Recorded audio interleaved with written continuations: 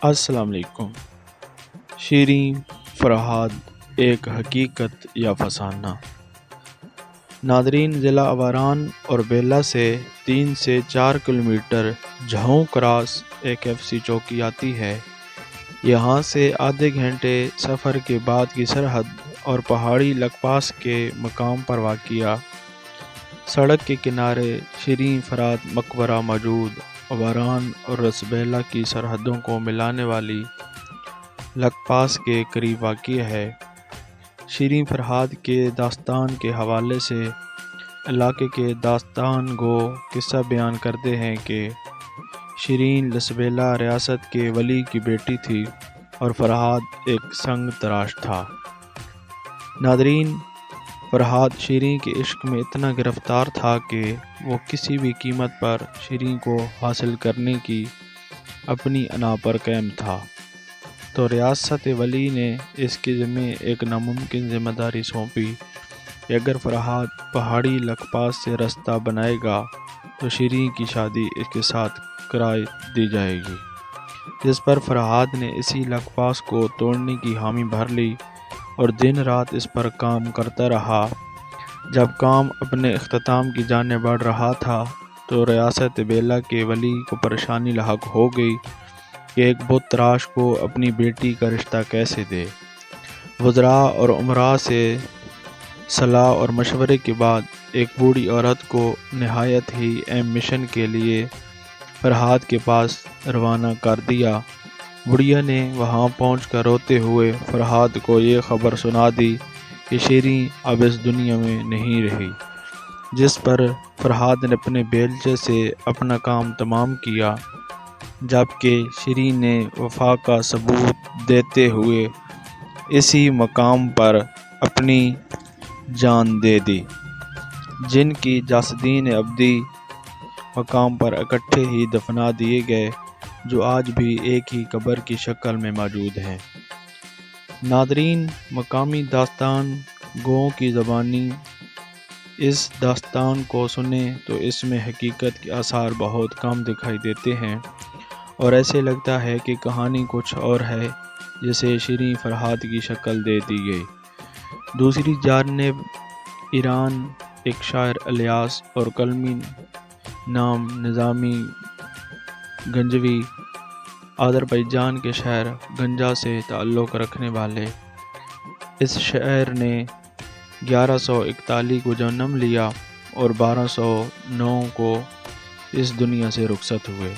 لیلا اور مجنوں کی کہانی شاعرانہ انداز میں بیان کرنے والے اس شاعر نے رومانوی داستان خسرو اور شیریں کے نام سے ایک شعر لکھا، جو بعد میں بہت مشہور ہو گیا اور لوگوں نے بعد میں اسی افسانوی شاعری کو حقیقت کا روپ دے دیا، جو بعد میں مختلف ناموں سے ہوتا ہوا شیریں فرہاد ہو گیا۔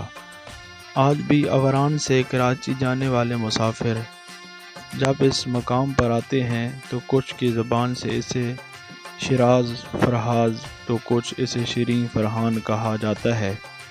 بلوچستان یونیورسٹی میں بلوچی ڈپارٹمنٹ سے وابستہ لیکچرار AR ڈاد بلوچ کہتے ہیں کہ روایت میں تو یہی آتا ہے کہ لکپاس کے قریب ان کی قبریں موجود ہیں، لیکن اس حوالے سے ٹھوس شواہد موجود نہیں ہیں جیسے یہ اخذ کیا جا سکے۔ اس میں حقیقت ہے۔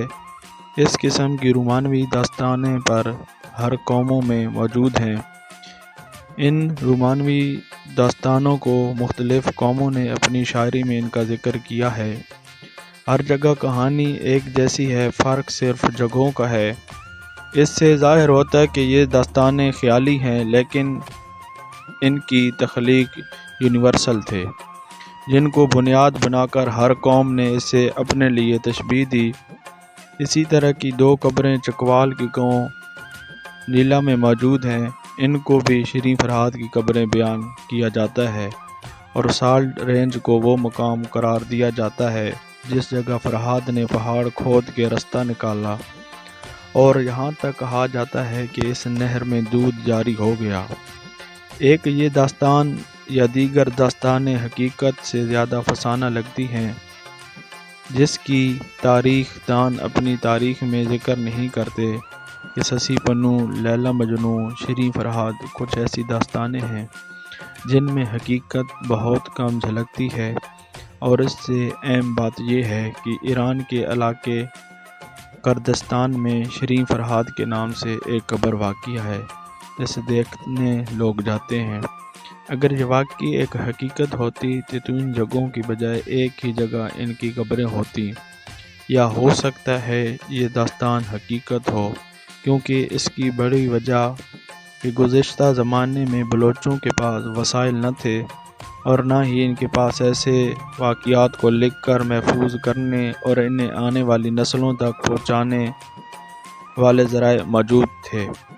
ناظرین، اب جب کہ مختلف ادارے اس ملک میں موجود ہیں اور اس پر تحقیق کی جا سکتی ہے، نظامی گنجوی جس کی تاریخ پیدائش کو دیکھ لیں، جنہوں نے اس پر شاعری لکھی تھی، 1141 عیسوی کو پیدا ہوئے تھے، اور یہ داستان واقعی حقیقت ہے تو یہ کافی پرانا واقعہ ہوگا۔ تو اتنا عرصہ گزرنے کے بعد یہ قبر اپنے وجود کو کیسے برقرار رکھ سکتی ہے؟ کیونکہ اس قبر کی تزئین و آرائش 8 سال قبل کی گئی تھی۔ اس سے پہلے یہ قبر کھلے آسمان تلے موجود تھا۔ ایک روایت یہ بھی ہے کہ مشہور یہ پہلے 2 قبریں تھیں، یعنی فرہاد الگ، شیریں کو الگ دفن کیا گیا، لیکن یہ قبریں آپس میں مل گئیں اور اب ایک قبر ہے۔